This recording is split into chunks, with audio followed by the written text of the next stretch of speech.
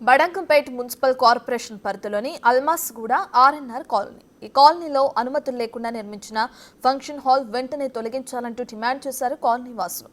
అంతేకాదు ఈ function hall ముందు ధర్నాకు దిగారు.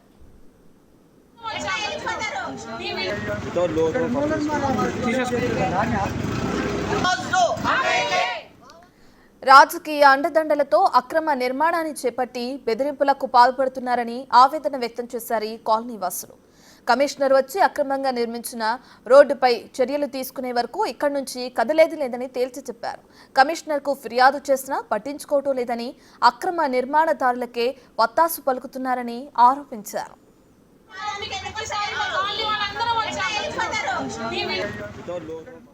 పేదవారు ఇల్లు నిర్మించుకుంటే వెంటనే స్పందించి కూల్చివేసే మున్సిపల్ అధికారులు ఈ అక్రమ నిర్మాణాలపై చర్యలు ఎందుకు తీసుకోలేదు? పేదలకొక న్యాయం, పెద్దలకొక న్యాయమా అంటూ ఆవేదన వ్యక్తం చేశారు. ప్రజలు ఇబ్బందులు పడుతుంటే అధికారులకు ఎంత మాత్రం పట్టడం లేదని ఆగ్రహం వ్యక్తం చేశారు. మేము ఇక్కడ ఆర్ఎన్ఆర్ కాలనీ వాస్తవ్యంలో మేమందరము. నా పేరు మమత.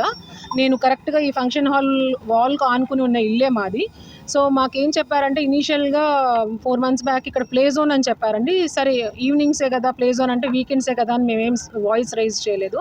జస్ట్ 5 days బ్యాక్ ఇది ఈ బోర్డు పెట్టారండి. సో ఇమీడియట్గా నెక్స్ట్ డే మేము వెళ్ళి కమిషనర్ గారిని కలిసి మేము కంప్లైంట్ ఇచ్చాము. దీనివల్ల ఏర్పడే సమస్యలు, అది పార్కింగ్ కావచ్చు, పార్కింగ్ ఇళ్ళ మధ్యలో చేశారండి. దానివల్ల దొంగతనాలు జరగచ్చు, మనకు తెలియని వ్యక్తులు రావచ్చు, వాళ్ళు మేము ఫంక్షన్ హాల్ తరపున వ్యక్తులు అని చెప్పచ్చు, మా బండ్లు తీసుకెళ్ళిపోవచ్చు, మా పిల్లలు ఉన్నారు, చిన్న చిన్న పిల్లలు, వాళ్ళకి సేఫ్టీ ఇష్యూ అవుతుంది. అది కాకుండా ఫైర్ సేఫ్టీ లేకుండానే పెద్ద కిచెన్ అరేంజ్ చేశారు. నా ఇల్లు ఆనుకునే ఉంది, రేపొద్దున ఏదైనా అవుతే ఎవరు గ్యారంటీ ఇస్తారు మాకు? అలా కాకుండా డ్రైనేజ్ కూడా కలిపేసుకున్నారు కాలనీ డ్రైనేజ్లో. అది ఓపెన్ డ్రైనేజ్, అది ఎంత భయంకరంగా స్మెల్ వస్తుందో దానికి కూడా చాలా సమస్యలు వస్తాయి మాకు. పవర్ తీసుకోలేదు సపరేట్గా, జనరేటర్ వస్తే ఒకవేళ జనరేటర్ పెట్టుకుంటామన్నారు, దానివల్ల నాయిస్ ఎంత, ఆ నాయిస్ కాకుండానే ఎయిర్ పొల్యూషన్ ఎంత అవుతుంది. సో ఈ అన్ని సమస్యలు మేము